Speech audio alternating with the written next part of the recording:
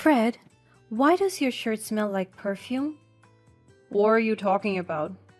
Don't play dumb with me, Fred. I can smell it clear as day. I don't know what you're talking about. You're lying to me, Fred. I can't believe you would betray me like this, especially when I only have a few months to live. Betty, please, I swear I haven't cheated on you. Then how do you explain the perfume on your shirt? I don't know. Maybe someone bumped into me at work or something. That's a terrible excuse, Fred. I can't believe you would try to lie to me like this.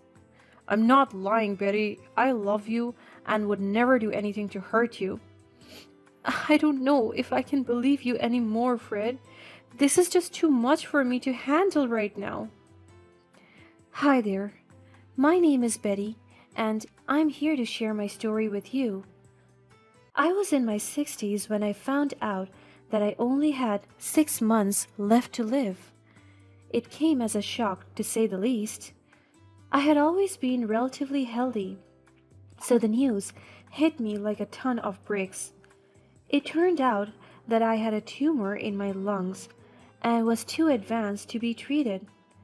I had been married to my husband Fred for only 20 years. We married late because I was so focused on my career. I had always been ambitious, and climbing the ladder was my top priority. It wasn't until I hit my 40s that I realized that I wanted more out of life. That's when I met Fred. At first, he seemed like the perfect partner. He was kind, patient, and supportive. He understood my drive and my passion for my work, but he also knew when to encourage me to take a step back and enjoy the simpler things in life. We had a good life together. Of course, we had our fair share of arguments, but they were never too serious. The only thing that I didn't quite like about him was that he could be a bit of a flirt sometimes, but I'd usually brush it off, thinking a little flirting would help him do his job better, and after all, it was harmless. Fred was a collector and gallery manager, and I was a painter. While his job required him to go out a lot and socialize with people, I spent a lot of my time reflecting and working alone. We actually met at work and got together not long after. We both shared a love for art and culture, and we often worked together on projects. Fred was my biggest supporter and critic. He always pushed me to be better and to try new things. Painting was my passion, my lifeline, and my escape from the world. It gave me a sense of purpose and fulfillment that I had never found in anything else. But now, as I face the end of my life, I can't help but feel a sense of regret. I wish I had spent more time exploring the world and creating new memories with more people. But most of all, I wish I had taken better care of my health. I always knew that I had lung problems. I just never thought it was that serious. I had been a smoker for most of my life, even though I had quit years ago. The damage had already been done. Fred and I made plans to spend the last 6 months of my life at home, painting and creating art for people to remember me by. I knew that my time on this earth was limited, and I wanted to make the most of it. I wanted to leave a legacy behind, something that would live on even after I was gone. That's why I made Fred promise to donate all of my insurance money to charity. I had always believed in giving back to the community, and I wanted to do my part even in death. Fred was hesitant at first, but I convinced him that it was the right thing to do.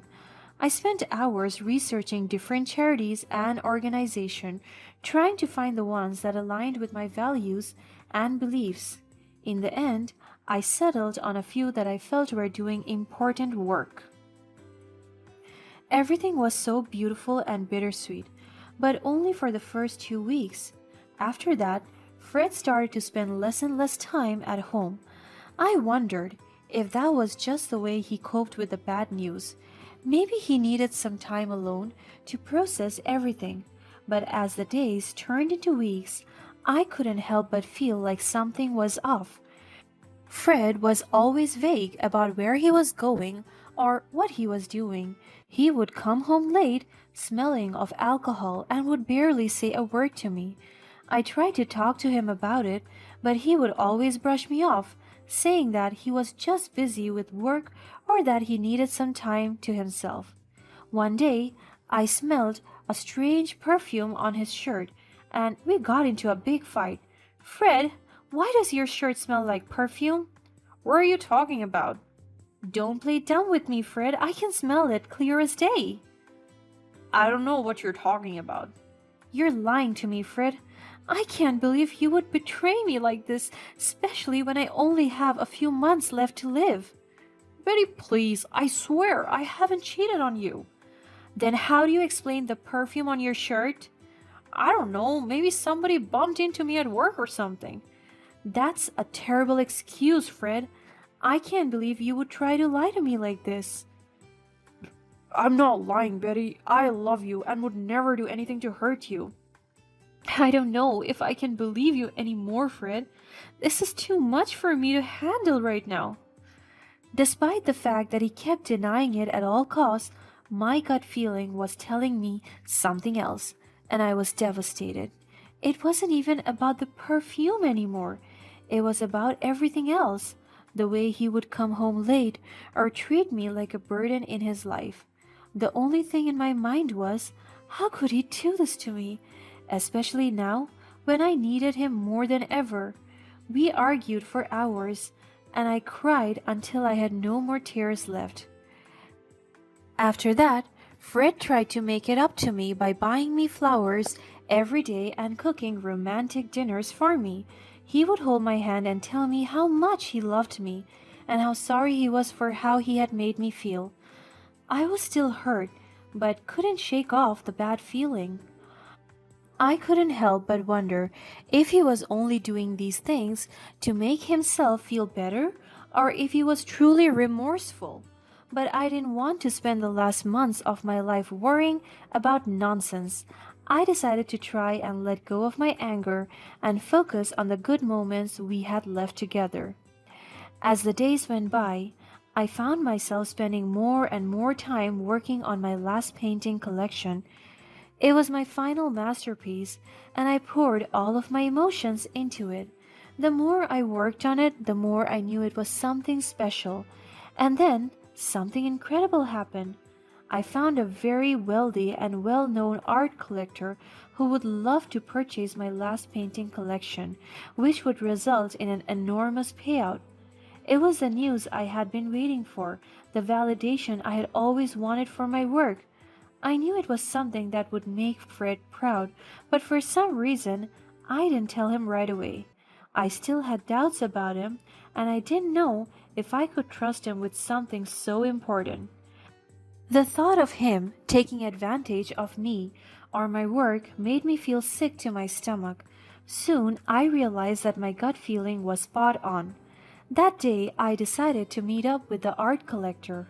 I didn't want to tell Fred about the meeting, so I told him that I was out with some friends. The meeting was shorter than I thought, and I finished earlier than expected. As soon as I came back home, I walked into my husband with a woman in our bedroom. I was shocked and didn't know what to do. All the trust that I had put in him came crashing down. I overheard him telling her that he would spend my insurance money on her, not on a charity as we had previously discussed. My heart sank and my tears streamed down my face. I couldn't believe that he would betray me in such a way. I confronted them right there and then, kicked that woman out of my house, and had a huge fight with Fred. I can't believe you would do this to me, Fred. How could you cheat on me with another woman? Oh, please, Betty, stop being so clingy. You're going to be dead soon anyway with your illness. How could you say something like that? I thought you loved me. I do love you, but that doesn't mean I have to be tied down to you forever. You're always so needy and demanding. I need some space. I am not needy. I just want to spend the rest of my time with you and have a happy life together. Is that too much to ask? Yes, it is too much. You're always nagging me and making me feel suffocated. I can't take it anymore. I'm sorry if I've been a burden to you, Fred. I didn't mean to be. I just wanted to share my life with you. Well, you're not sharing anything with me anymore. I'm done with this marriage. It's over. You're breaking up with me? After cheating on me like that? Fred, have you ever even loved me? How could you do this to me after all that we have been through? Listen up. You're going to be dead anyway with your illness. Don't you get it? I'll say it again. You are going to die soon, so don't tell me what to do. That's it. I don't deserve it. Get out. I kicked him out of my house right that night. I was deeply hurt by Fred's cruel words. I couldn't believe that he would say something so heartless to me, especially since I was already dealing with so much on my plate. As he was leaving, he threatened to get my insurance money and our shared property, no matter what. For the next few days, I felt so lost and alone. I couldn't believe that someone I loved and trusted could turn on me so quickly, but eventually I knew that I had to be strong. I contacted a lawyer and started to protect my assets. The process wasn't easy. I knew that I had to fight for what was rightfully mine. I couldn't let Fred's cruel words and threats get to me. As part of securing my assets, I decided to draft a will. I made the decision to donate all of my insurance payouts to charity, leaving Fred with no money. I knew it was a bold move, but I felt like it was the right thing to do. I wanted to make sure that my money went towards a good cause and not into the hands of someone who had hurt me so deeply. But everything did not go as planned. To my surprise, Fred had been spying on me. He found out that I had met up with a lawyer and knew that I was taking steps to protect myself. Right on the next night, I came home to find that half of my paintings had been ruined. I knew immediately that it was Fred's doing. He had snuck into my house and destroyed my belongings to get back at me. I was devastated by his actions. It felt like he was trying to take away everything that was important to me. At that moment, it really felt like my whole life was falling apart. But then something amazing happened. I received a call from my doctor, who told me that there had been a mistake.